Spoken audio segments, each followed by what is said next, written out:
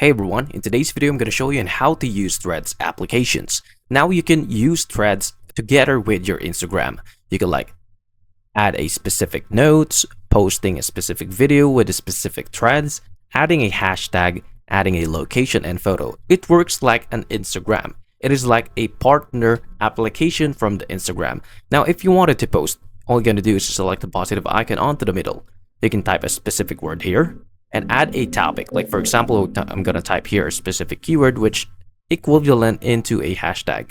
You can also add a specific person. Like for example, you wanted to tag your friend, you simply type @ and type the name of the person. Now after that, select the person that you wanted to tag on to your threads.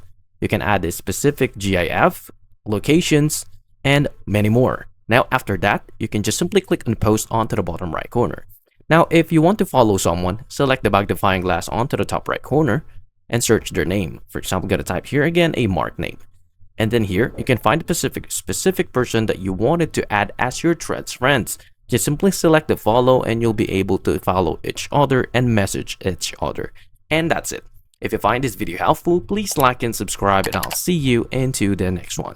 Thank you for watching.